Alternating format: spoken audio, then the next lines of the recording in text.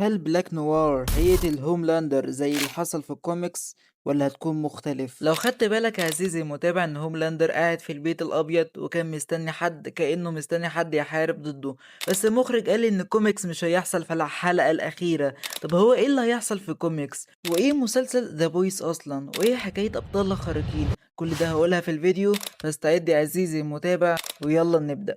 تلخيص سريع كده في مسلسل ذا بويس: هما فرقة اسمها ذا بويس بيحاربوا ضد أبطال الخارقين لأن هما سبب الفساد وهما اللي مسيطرين، هما اللي بيقتلوا الضحايا برضه. والناس مفكرة إن الأبطال الخارقين جيوا علشان يحموا كوكب الأرض، ولكن جه شخصية اسمها بوتشر بيحارب الأبطال الخارقين عشان يبقى فيه حرية للبشر. ونيجي بقى نحلل الإعلان بيتكلم عن هوملاندر بقى رئيس أمريكا وحرر سولجر بوي، وسولجر بوي مع هوملاندر ضد بوتشر، وبوتشر بيواجههم. وكمان في كومباوند في 1، لو هوملاندر خدها هيبقى أقوى شخص في العالم وهيسيطر على العالم كله. ويمكن هوملاندر خدها، بس في ناس قالت هل هيحصل الحلقة الأخيرة زي الكوميكس؟ ولكن هنتكلم عن الكوميكس الأول. الكوميكس بيتكلم عن هوملاندر جمع فرقته في المواجهة النهائية كل الأبطال الخارقين.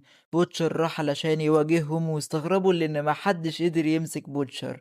بوتشر دخل وهوملاندر هزق بوتشر، لكن بوتشر كشف المفاجأة واللي هي بلاك نوار هو النسخة المستنسخة من هوملاندر، أقوى منه، وده خلى هوملاندر يتوتر.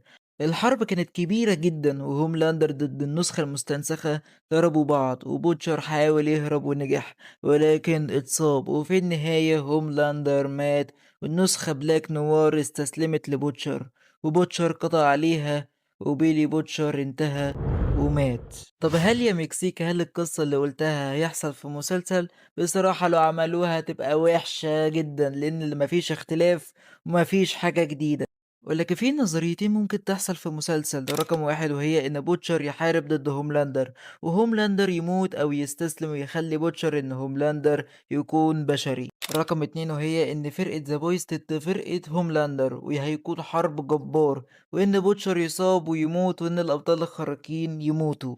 وبس كده، اعمل لايك وفولو وبيس.